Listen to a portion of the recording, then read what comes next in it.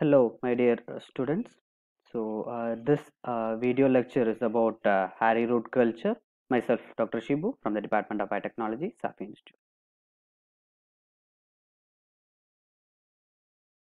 So, what does mean by Harry Root culture?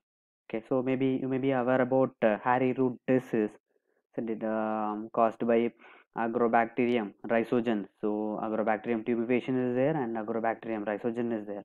Agrobacterium tumefaciens will create a crown gall disease in plants, as well as Agrobacterium rhizogens will create hairy root disease in plants. Okay. So similarly, this hairy root culture is also by using this Agrobacterium rhizogens, we are inducing the hairy root in the plant cells. Okay, so why we want to induce roots in the plant is because some of the plants having more secondary metabolites in root region. Maybe aware about certain type of plants which is having a more quantity of secondary metabolites in the root region. Okay, so in such type of plants, what we wanted to do it is we want to induce the root in order to get more secondary metabolites. The secondary metabolite, the cell lines which is having the secondary metabolite should have been harvested with the help of this hairy root culture. Okay. So there are different type of cultures that is possible, such as callus culture, then cell suspension culture, protoplast culture, as well as hairy root culture is also there. So hairy root culture, the one we are going to discuss. Okay. So this hairy root culture, the definition of this hairy root culture is it is the culture produced after the infection of explant or culture by gram-negative soil bacterium known as Agrobacterium rhizogens. This process take advantage of the natural occurring hairy root disease in trichotillon. Based on if you are comparing the advantages of both this caused by naturally occurring hairy root disease and by induction with the help of Agrobacterium, this Agrobacterium rhizogen induced infection that will be giving more advantage by giving the amount of by increasing the amount of secondary metabolites. Okay.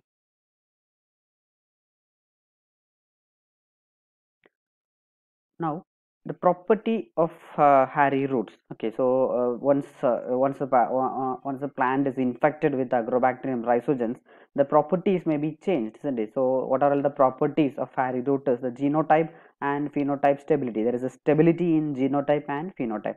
Then autotropy in plant hormones. Autotropy in plant hormones. It doesn't require any plant hormones. We don't want to add any exogenous hormone into the media. We don't want to add any auxin or cytokinin into the media. It can able to synthesize, the plant can able to synthesize its own plant hormone. Okay, that's what it is mentioned, autotropy in plant hormone. And fast growth, the growth of the plant material is very fast compared with that of normal plants. It is very fast, and there is a high level of secondary metabolite production. Okay, then they mention about there is a high level of secondary metabolic production.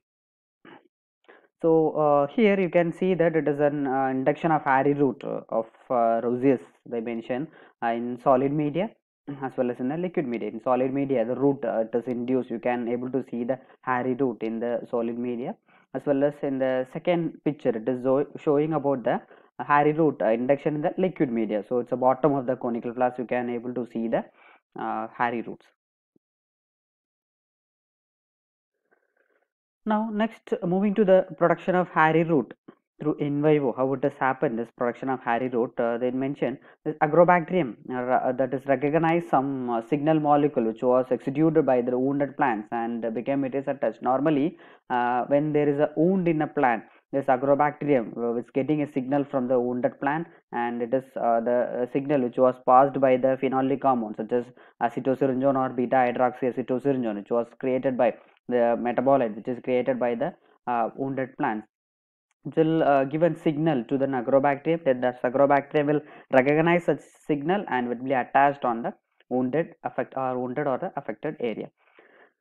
The bacteria contain the root inducing plasmid called as RI plasmid, common root inducing plasmid, that is RI plasmid, which is present in Agrobacterium rhizogens. Okay, so this plasmid is responsible for this hairy root induction. Okay, the bacteria genetically transferred part of the RI plasmid called the tDNA region. This transfer DNA region or tDNA region to the plant genome, where it get expressed and make the plant cell to do their activity. Okay, so it is happen this genetically modified tDNA, that is called disarming the tDNA. Okay, disarming means there is a tDNA region in an RI plasmid. Once I am showing the plasmid, you will be aware about the structure of the plasmid. Okay.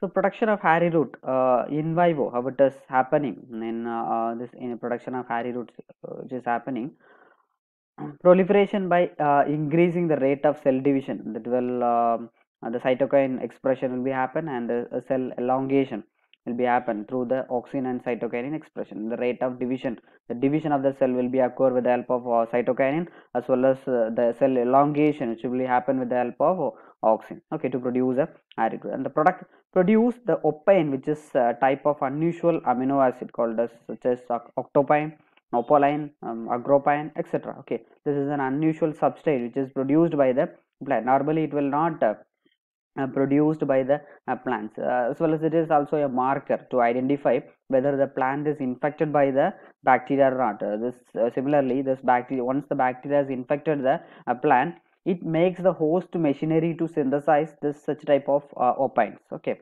so which will be produced, which will be used by the bacterium as a carbon or nitrogen or other energy source.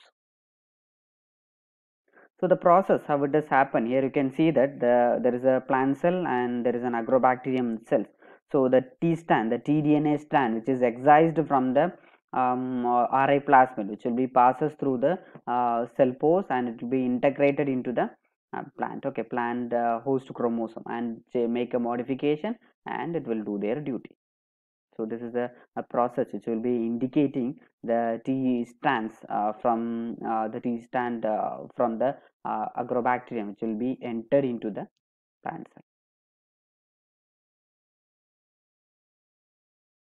This is the structure of RI plasmid. Here you can see it is having a virulence region, and there is a left border and right border. From this left border to right border, that is called as T region, that is otherwise called as tDNA region, and it is having an opine catabolism, and there is having an oncogene, and it also having origin of replication. So this tDNA region, here it is mentioning about the tDNA region. That region should be replaced with our gene of interest. Usually in the genetic engineering part, if you want to incorporate any known DNA or your gene of interest into the plant, what they will do is they will remove the oncogenes which is present in the tDNA region and replace the oncogenes with your favorable genes, whatever gene you want to include. For example, drought tolerant gene or salt tolerant gene, whatever it may be replaced, and you can send the allow the plant cells to infect with the agrobacterium.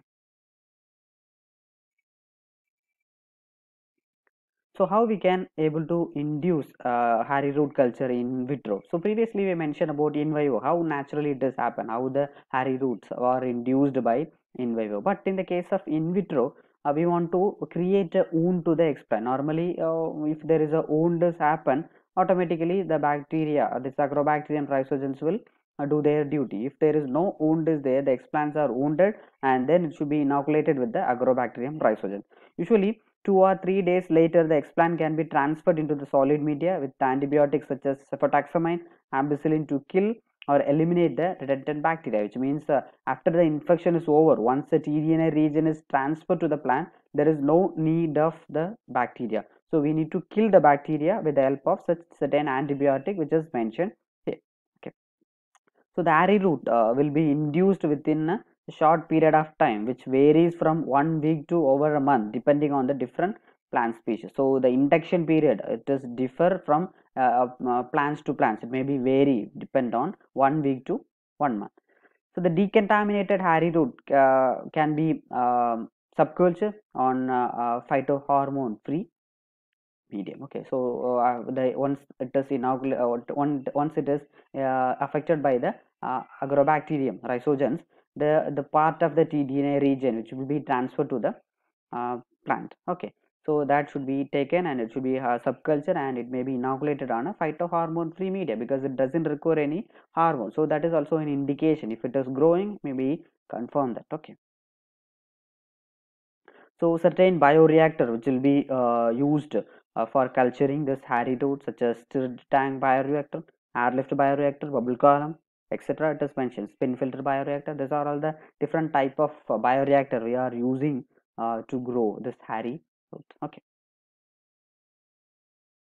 So here you can see that there is a bubble column with the hairy root of vulgaris and Helianthus and a stirred tank reactor with the suspension cell culture. So this is the figures. You can see there is a growth of root, hairy root inside the bioreactor.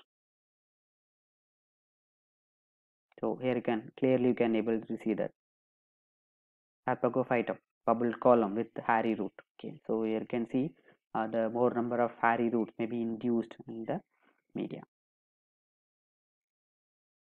So beetroot, there is a beta vulgaris hairy root induced on agar plate.